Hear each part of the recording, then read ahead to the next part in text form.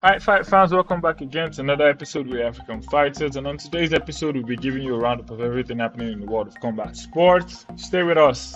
Alright, now a lot went down over the weekend. We'll give you a roundup of everything that went down. Alright, we'll begin with boxing. Gervonta Davis delivers another masterful performance. Davis diffused everything Garcia threw at him, outboxing and outfoxing him throughout the fight. Tank gave Davis very little, if any, openings to land his heavy left hook, which gave the underdog very little chance of winning the fight. Few have even taunted Davis as the best technician in the sport following his display on Saturday night. He ended it all with a straight left to the gut, which forced Garcia to take a knee and he couldn't continue. Tank remains undefeated and on top of the boxing mountain. From there, we move to Bellator 295, where Patrick Mix came out victorious after delivering one of the knockouts of the year. Mix caught Stotts with a standing knee 1 minute and 20 seconds into round 1 to claim the $1 million prize, the interim title, as well as an opportunity to unify the title against the winner of June's meeting between champion Sergio Pettis and Patricio Pitbull. Mix winner over Stotts capped off an impressive run in the bantamweight tournament bracket as he beat former Rizin champion Kyoji Horiguchi on point and went on to submit Magomed Magomedov on his way to gold. Alright, from here we move to the UFC Fight Night, where Sergey Pavlovich dropped Curtis Blades in his 6th straight stoppage win. Pavlovich flattened Curtis Blades via TKO at 3 minutes and 8 seconds into the first round on Saturday night. Pavlovich is now averaging just 2 minutes and 23 seconds in the octagon, the shortest ever amongst UFC heavyweights. The big question around Saturday's fight was whether Pavlovich will be able to stop Blades' takedown. Blades is an excellent wrestler with knockout power of his own, but Pavlovich quickly answered those questions. He is now in pole position to fight the winner of John Jones versus Stipe Miocic.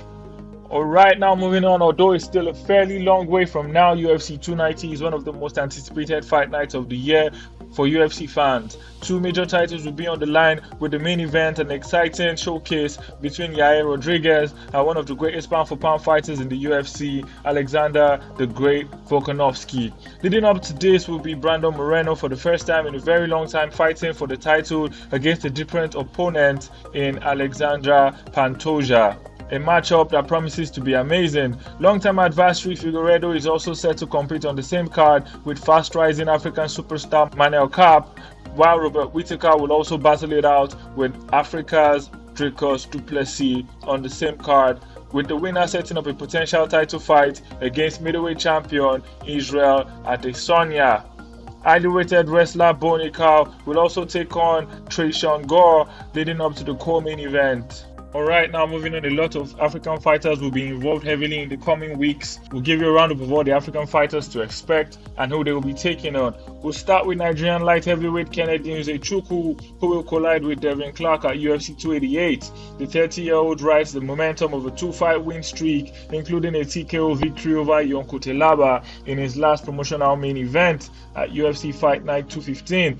A win for the Nigerian will be massive for his ranking aspirations. Alright, fast-rising Nigerian featherweight Wasi Adesina puts his skills to the test once again against Irish fighter Deki McCallinan. In this featherweight matchup, he will have to contend against the home crowd favourite, as the Cage Warriors 153 will go down at the 3 Arena in Dublin, Ireland, and promises to be a great event. Alright, now impressive Ghanaian boxer Frederick General Okunka Lawson, who has a stunning 29-3 record, will take on undefeated Mexican Raul Curiel on the main card of Zepeda versus Arboleda, a fight not many expect him to win, as the Mexican is the heavy betting favorite, with Frederick only giving a 3% chance to win. South African fighter Boyd Allen will face the challenge of Oka Sasaki during the main card of Rizin 42 on Saturday the 6th of May at Tokyo Ariake Arena in Tokyo. Boyd Allen will make his way to the cage with a record of 16 wins, 4 losses and 1 draw,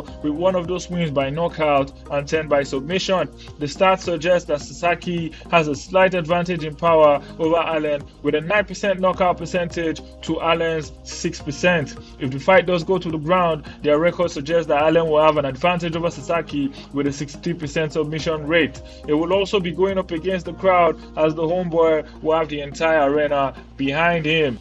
Alright, now moving on, it's been a difficult couple of weeks for UFC 288 planning, but the pay-per-view main card is now set with the addition of Gilbert Burns versus Belal Muhammad as the co-main event. The welterweights agreed to meet in a 5-round fight on May 6th after the original co-headliner between Charles Oliveira and Beneil Dariush was moved to UFC 289 following an injury suffered by Oliveira that forced him to postpone his return by a few weeks. Burns and Muhammad made the call to jump into the spot vacated by Dariush and Oliveira, and now they will meet in a 5-round fight, with the winner taking a huge step forward towards title contention at 170 pounds.